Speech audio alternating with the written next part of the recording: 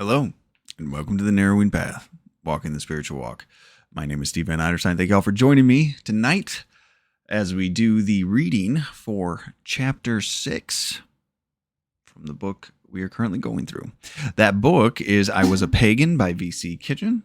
Fantastic book, and starting to get to the spiritual growth part of it, and that is very exciting. The last chapter was about the just a summation of his journey up until he found the Oxford group. And now we are going to dive in to the Oxford group. So the next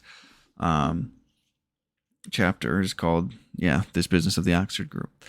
I am excited to read it. And next weekend, or this upcoming weekend, I will be giving you a review of this chapter. So this is the printing that I am reading from. We can get it in focus there. Get my face out of the way. It's always a challenge. There it is. And then this is an original printing from 1934. This is just a reprint. It's called Believing in False Gods. I Was a Pagan by V.C. Kitchen. You can get that, so you can mark it up if you want to, too. But you can get quite a few copies of this, I believe, around. But let's go ahead and let's get into it. So here we go. This is Chapter 6 of the book I Was a Pagan by V.C. Kitchen. Chapter 6. This Business of the Oxford Group. Application. Like that. Among the P's I had turned to in life, it was my pal who came through in the pinch and put me on the track of 5 more P's. The peace, purpose, plenty, progress, and new form of power I am finding in life now. Now, that's a heck of a way to open a chapter. This pal, who was my room and drinking mate in college, had a brother. That brother, 4 or 5 years ago, had run off the track entirely. He had hooked up with some newfangled religion and, as I understood, had become a fanatic. Such a nice fellow, too.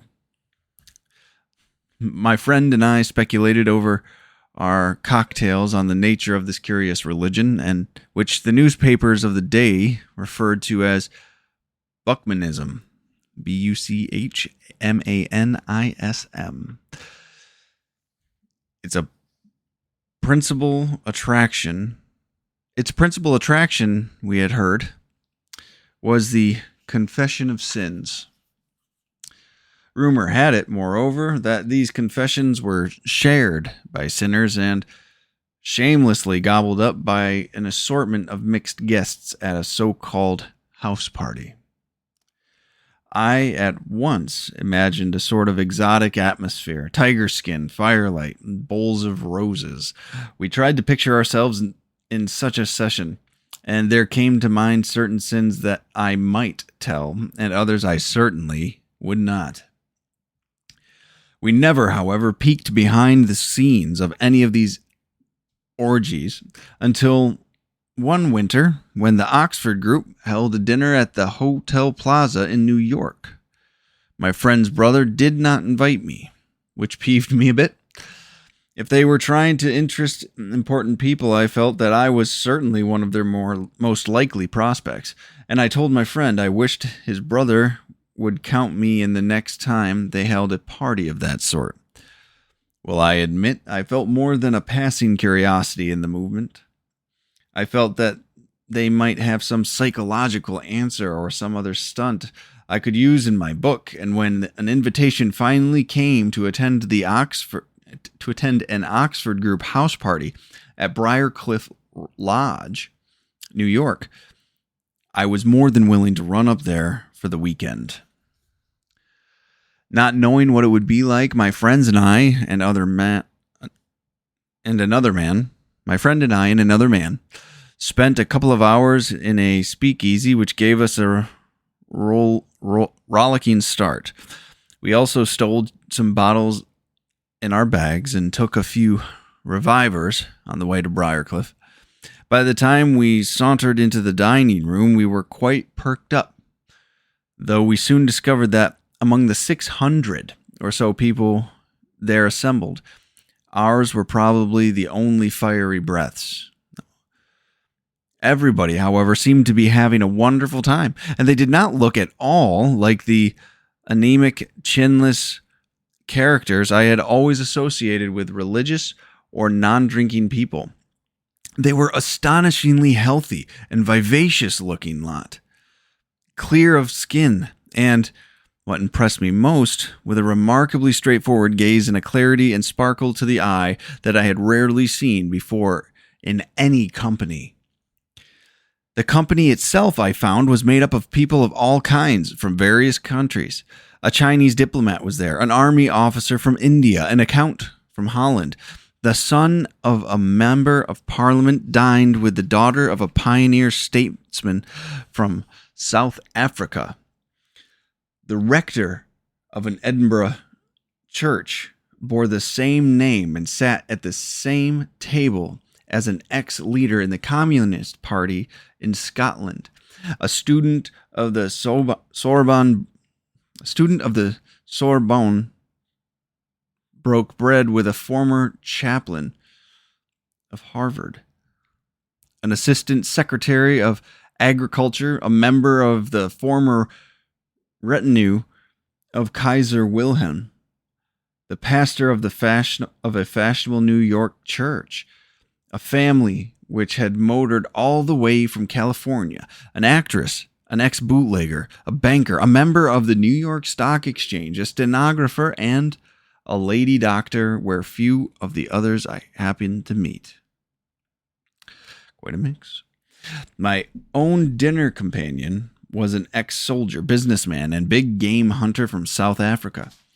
I was advertising for the world's foremost manufacturer of firearms at the time, and my company's familiarity with big game rifles formed a common bond between us. It seemed, however, incredible to me that a man of this agreeable personality and two-fisted character did not drink. A lady I once dined with had observed that it seemed to her that all the really nice men drank. I thought so too, and eventually screwed up my courage to ask this fellow why he didn't. He simply said that he did not need it, and that he had something else. During the first evening, to be sure, my friends and I did not gain a very clear idea of that something else might be, of what that something else might be. From the various speakers who took the platform, we judged they seemed to be enjoying what they all described as a new quality of life. In fact, they did seem to have some unusual quality. There was that straightforward clarity of eye that I had noticed. There was a fellowship that had not of the slap backing order. There was a fellowship that was not of the back slapping order. There was a spontaneous sparkle and zest, not of social banter nor alcohol-stimulated wit, but of genuine joy that seemed to well up from inside. They seemed to possess some inner wine, and of the stimulants I knew they had no need.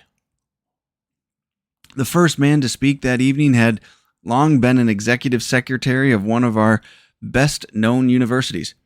He was, I could see, an intellectual of the highest type, and said that he had plumbed intellectual depths to the bottom but had found no answer to life, and he had come upon this something, this new quality of life, and had begun to find an answer to all human problems.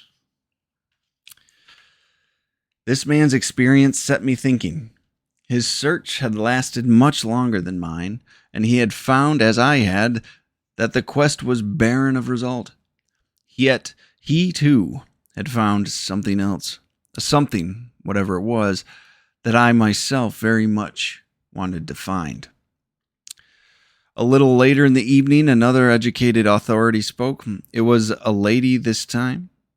One who had been president of the National Education Association. She had said that as head of this association, she had once welcomed the President of the United States as her guest. She had felt that the pinnacle of her human ambition had been reached, yet now she knew that neither top position in her profession nor education had given her the real answer to life. nor, as she found, had legislation or organization work. Years as a lobbyist in Washington and Albany, and connection with or leadership in some 67 different organizations had proved the futility of human effort along self-determined lines. At many points, her experience coincided with mine. She, too, had that something that I wanted for myself. There had been no tiger skin or roses, no soft lights. There had not even been confession of the things that I called sin. But nothing but a confession of inevitable failure under the old self-assertive waves of living. A declaration of glorious victory, and a declaration of glorious victory in this new God-empowered way of life. I went to bed that night quite sober, with much to think about. I was still thinking the next morning and attended what these people called a quiet time. They said they were listening to God. I listened as attentively as any of the rest, I thought, but heard nothing. Nothing at all. Gradually, as I attended more quiet time services and witness meetings, however, I began dimly to sense what these people were driving at. They claimed they had gained what I had been trying to gain, a consciousness of the spiritual environment, a direct contact with God. On the afternoon of our arrival, someone showed me an article by the celebrated Michael Pupin, an electrical wizard of Columbia University. Its sense, as I remember it, was that this great electrician believed the power of God to be an actuality, something as real in the universe as the power of electricity. Man, he said, has been able to gain control of his physical environment only by using forces external to himself. He used the power of heat or the power of electricity, without which, let us say, modern travel would be impossible. Man, similarly, Pupin said, would not be able to go anywhere in moral fields or rise in the spiritual environment until he had discovered and applied the infinite power of God in somewhat the same way. The Oxford group, it seemed to me, had discovered that power, and with the dexterity of a spiritual Thomas Edison, were applying it to the business of living. Whew. Finally, I got down to the point of questioning them. You, they said in the answer, believe that there is something going on in space. You, from what you tell us of your book, believe that God has some kind of plan and method for developing the personality or soul of human beings. You, naturally, therefore, believe that it is everyone's duty to enter into consciousness and direct cooperation with that plan, rather than conflict with or kick against what is actually going on in the universe. You believe that people should enter consciously into the scheme of things and deliberately try to grow a soul. And yet you say you don't know how to do it. You don't know how to apply your beliefs. You don't know how to get in touch with God. These indeed were my beliefs, and these indeed were my difficulties. You believe there's a plan, they continued. Did it never occur to you to get in touch with the author of that plan, asking him directly what his plan is and what he wants you to do about it? No, I was forced to admit. Nothing as simple as that ever had occurred to me. I had thought, from casual survey of occult religions, that through a series of initiations, adaptations, or whatever you go through, one might somehow get in touch with a so-called cosmic consciousness, whatever that might be, and I had my own idea of exploring a spiritual environment. But the idea of getting directly in touch with God himself, of asking him questions and getting answers and directions for the conduct of my life, seemed to me an out-and-out absurdity. Yet these people said it could be done. They said they were doing it themselves, and that was what gave them the power to apply beliefs and carry out the plan of God, a power that I did not have. They said, however, that I could have it, just as they did, if I would pay the same price, comply with the same conditions, and go through the same series of exceedingly simple steps. First, they said that I would have to make clean contact, much as in forming an electrical connection.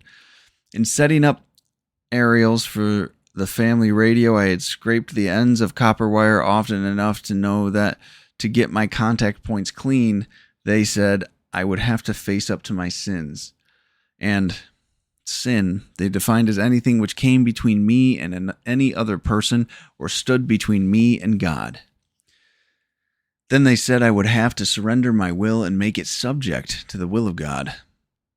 I would have to give up entirely the old life of self-assertion, self-determination. There was, in other words, no use in clearing a telephone line to God if I was just going to sit back at my end of the wire and make up my own mind whether or not I wanted to do what he told me.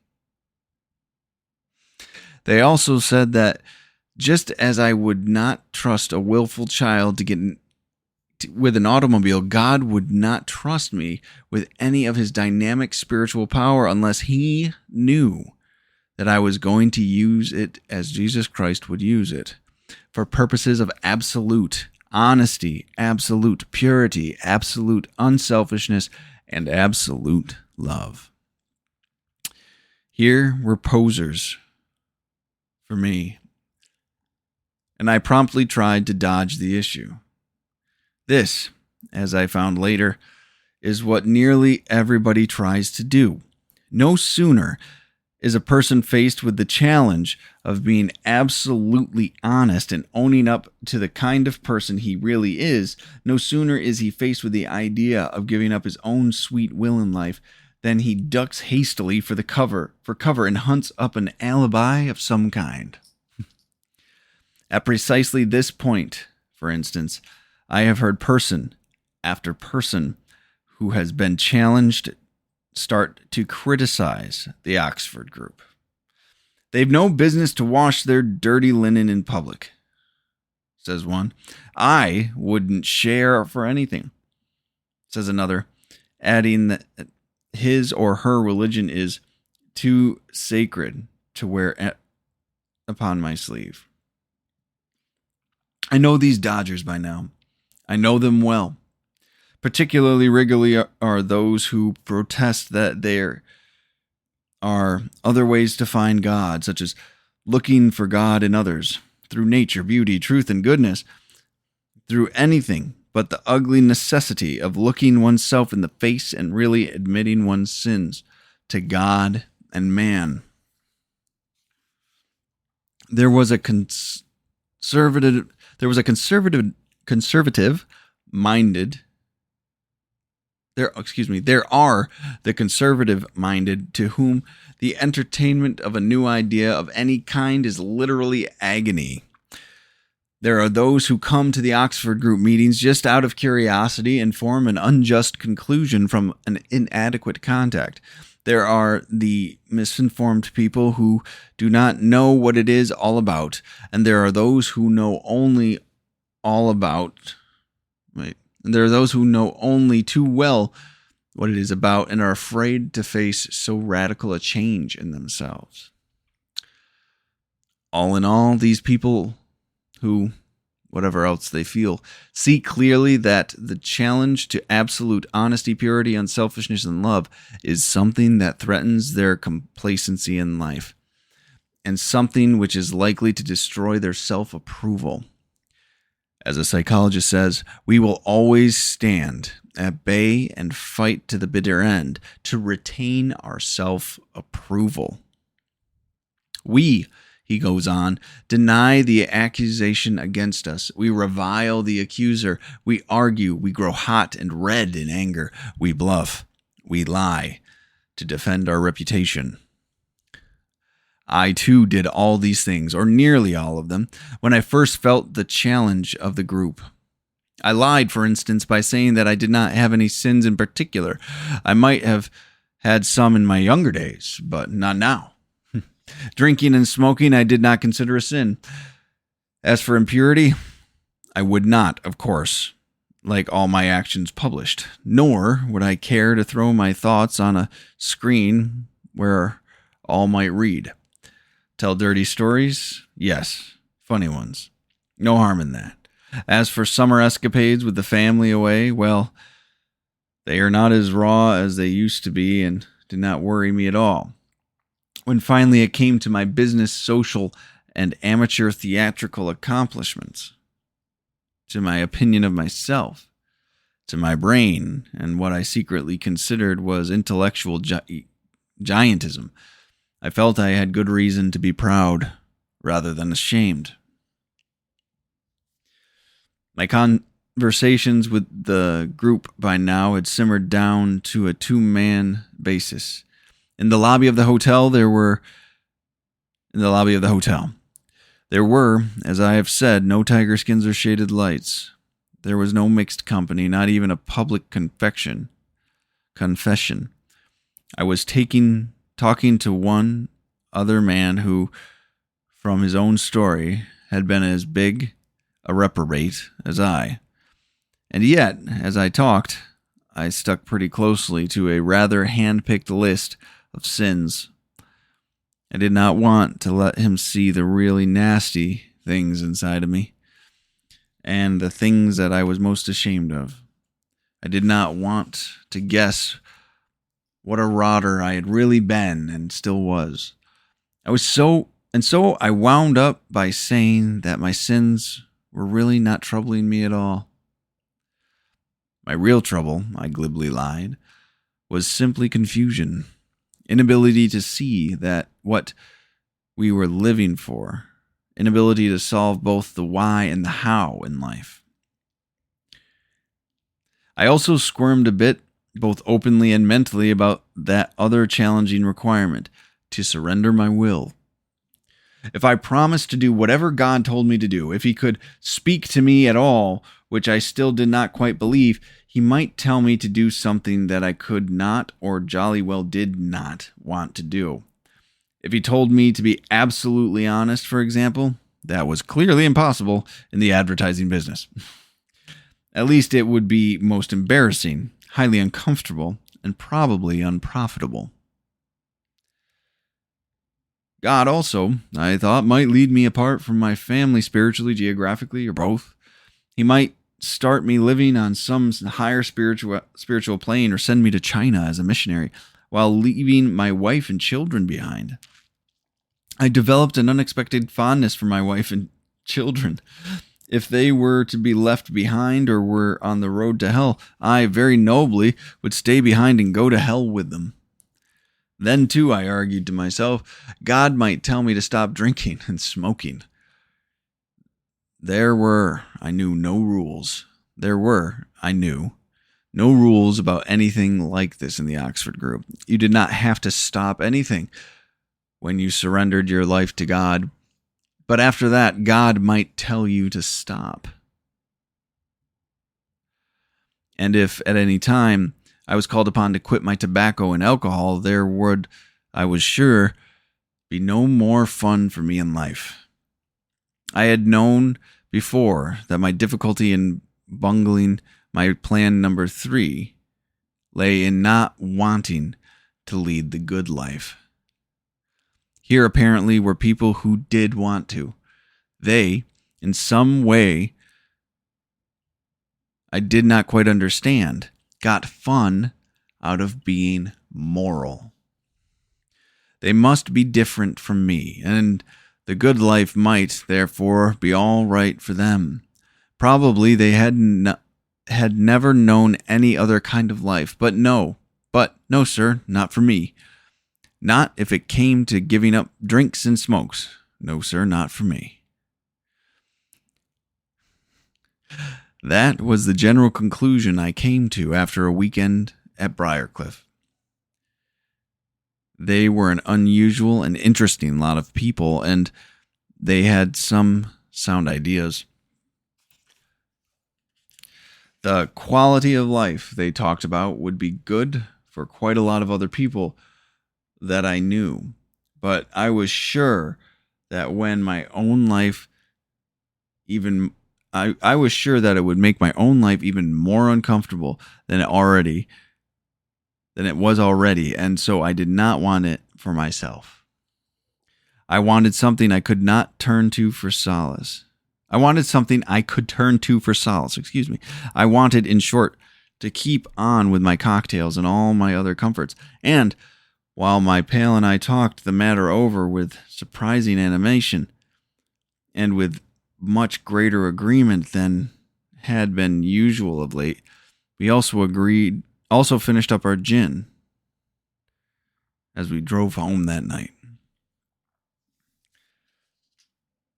What a heck of a chapter. That was awesome. It's pretty phenomenal to read an account of someone's first engagement with the Oxford group of that time, right? And just how they approached everything and how they